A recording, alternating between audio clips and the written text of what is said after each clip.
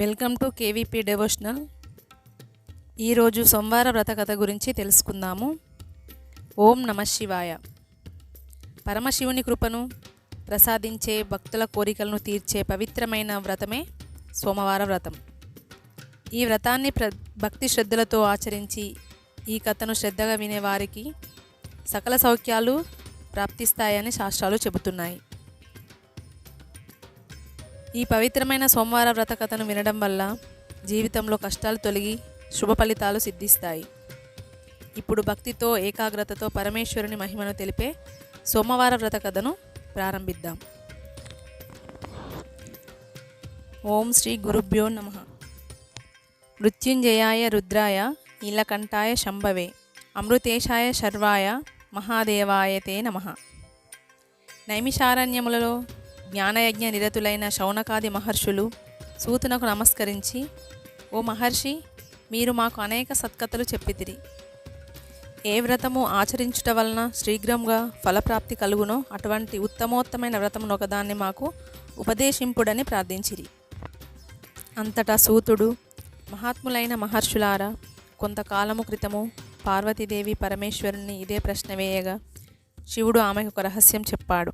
ఆ రహస్యమునే నేను మీకు చెబుతాను అని ఇట్లు ప్రారంభించెను. ఒకరోజు కైలాసంలో దివ్యరత్న ఖచ్చిత సింహాసనంపై కూర్చొని ఉన్న పరమేశ్వరుణ్ణి పార్వతీ ఏకాంతంలో ఇట్లా ప్రశ్నించింది. దివ్యమైన ముఖార విందముపై మందహాసం, చేతులలో వారము, అభయపు ముద్రలు, పులి చర్మము ధరించిన భగవంతుడైన సదాశివుణ్ణి ఆమె అడిగిన ప్రశ్న ఏమిటంటే, స్వామి, నేను మీ వడ అనేక శాస్త్రములను ఆగమ విద్యలను నేర్చుకున్నాను. సర్వకాల సర్వావస్థలలోనూ అల్ప ప్రయాసతే మహత్తరమైన ఫలమును ప్రసాదించు వ్రతమొకటి నాకు ఉపదేశించుడు. అది విని మందహాసముతో సదాశివుడు, ప్రియా, నీ ప్రశ్న ఉచితముగాను లోకోపకారిగాను ఉన్నది.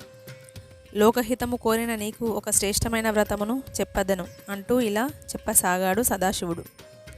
నక్షత్రములలో సూర్యుడు, గ్రహములలో చంద్రుడు, నదులన్నింటిలో గంగానది, ఇంద్రియములలో మనస్సు ఏ విధముగా శ్రేష్టమైనదో వ్రతములన్నింటిలో ఈ సోమవార వ్రతము చాలా శ్రేష్టమైనది. ఈ వ్రతమునకు షోడశ సోమవార వ్రతమని పేరు. దీని మహిమలను వర్ణించుట అసాధ్యము. భక్తిపూర్వకముగా దీనిని ఆచరించువారు ఏదేది కోరుకొందురో దానిని వారు శీఘ్రముగా పొందుతారు.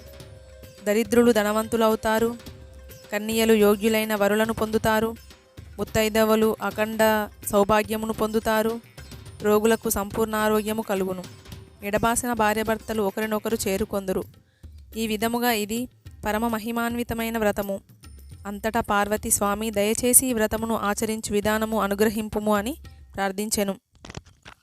అందుకు పరమేశ్వరుడు ఇలా అన్నాడు, దేవి, ఇది భక్తిపూర్వకముగా ఆచరించవలసిన వ్రతము. ఈ వ్రతమును ఆచరించుటకు ఆషాఢ మాసపు పౌర్ణమి నుండి కార్తీక మాసపు పౌర్ణమి వరకు వచ్చు 4 నెలలు ప్రాశస్తమైనవి. ఆ రోజులలో వచ్చు 16 సోమవారాలలో ఈ వ్రతమును స్త్రీలు, ముత్తైదువులు ఆచరించవలెను. సోమవారం నాడు ఉపవాసం ఉండాలి. ప్రాతకాలమునే స్నానాది నిత్య కర్మలను ముగించుకొనవలెను. పుట్టమన్నుతో శివలింగము తయారు చేసుకోవలెను. వెండి, ఇత్తడి వంటి శ్రేష్టమైన లోహములతో చేసిన లింగమును కూడా ఉపయోగించవచ్చును. బిల్వపత్రములు, పుష్పములు, ధూపదీపాదులను సిద్ధము చేసుకోవలెను. నైవేద్యము కొరకు గోధుమ నూక వేపి ముద్ద చేసి దానికి కావలసినంత నెయ్యి, బెల్లము కలిపి ఉండలను చేయవలను. ఈ వ్రతముకు కావలసిన ప్రసాదము ఇదే. ప్రసాదమును శివునకు నైవేద్యము పెట్టి దానిని 3 భాగములుగా చేయవలెను. భక్తులకొకటి, పశువులకొకటి, ఈ వ్రతమును ఆచరించు వారికి 3వది పంచవలెను. ఆ రోజు ఉప్పు తినరాదు. ఇదే విధముగా ఆ 16 సోమవారాలు శ్రద్ధ భక్తులతో ఆచరించవలెను. 17వ సోమవారమున ఉద్యాపన చేయవలెను. 16 సోమవారములనందును పూజించిన మట్టి లింగములను 17వ సోమవారం నాడు జలమునందు వదిలేయవలెను. ఆ రోజున బ్రాహ్మణులకు అన్నదానము యథాశక్తి చేయవలెను. ఈ విధంగా వ్రత విధానమును పరమేశ్వరుడు పార్వతీదేవికి ఉపదేశించెను. అది విని పార్వతి, స్వామి, ఈ వ్రత విధానము చెప్పి అనుగ్రహించితిరి. దీనిని ఎవరెవరు ఆచరించి ఎటువంటి ఫలములను పొందగలిగినారో వివరముగా తెలపండి అని ప్రార్థించెను. అంత శివుడు వ్రత పూజ ఫలమును చెప్పి ఆరంభించాడు. పార్వతి, చాలా కాలం క్రితం ఈ వ్రతమును ఆచరించుట వలన నీవే నన్ను భర్తగా పొందితివి. గిరిజా కళ్యాణ సంఘటన ఇంకను నాకు జ్ఞాపకమున్నది. నేను నీకు పతి కావలను అను ఉద్దేశముతో నీవు ఘోరారణ్యములలో తీవ్రమైన తపస్సు చేచితివి. అప్పుడు దేవతలు, సప్తఋషులు నా వద్దకు వచ్చి, ప్రభు, నిన్నే నమ్మి తపస్సు చేయుచున్న హైమావతిని అనుగ్రహించరాదా, ఆలస్యమెందుకు అని ప్రార్థించారు. నేను బ్రహ్మచారి రూపంలో వచ్చి నిన్ను పరీక్షించి తిని నిన్ను సంబోధిస్తూ శివునకున్న అవలక్షములనన్నింటినీ వర్ణిస్తూ, శివుడు విరూపి, అపవిత్రుడు, మొరటి వ్యక్తి అని, అతనిని కాకుండా నీవు వేరెవరినైనా వివాహము ఆడరాదా అని పరిహసించి తిని. అంతటా నీకు పట్టరాని కోపం వచ్చెను. కోపంలో కన్నులు ఎర్రబడి, శివనింద మహాపాపం, శివుడు లేనిచో నేను బ్రతకలేను, వేరొకరిని కన్నెత్తి కూడా చూడను అన్న నీ దృఢ నిశ్చయాన్ని ఖచ్చితంగా తెలిపితివి. అప్పుడు నేను నా నిజస్వరూపంతో నీ ముందు ప్రత్యక్షమయ్యాను. నీవు 16 సోమవారాల వ్రతమాచరించుటచే నీ కోరిక తీరినది. గిరిజా కళ్యాణం అతివైభవంగా దేవఋషుల గంధర్వుల సమ్ముఖంలో జరిగినది. ఈ విధంగా వ్రతాచరణ వలన నేను నీకు పతినైతిని అన్నాడు పరమేశ్వరుడు. అంతటా పార్వతి కూడా సంతుష్టురాలై, స్వామి, వ్రాతమహిమ తెలిసినది. నా వలె వేరెవరైనా ఈ వ్రతమును ఆచరించి పుణ్యఫలమును పొందారో చెప్పవలెను అని ప్రార్థించను. సదాశివుడు ఇతర సంఘటనలను చెప్పి ఆరంభించాడు. చాలా కాలం క్రితం భరతఖండంలో పుణ్యాత్ముడైన చిత్రవర్మ అనే రాజుండెను. ఆయనకు పుత్రులు అనేకులు ఉండిరి. పుత్రిక కొరకు పార్వతిని ప్రార్థించగా ఆడపిల్ల జన్మించెను.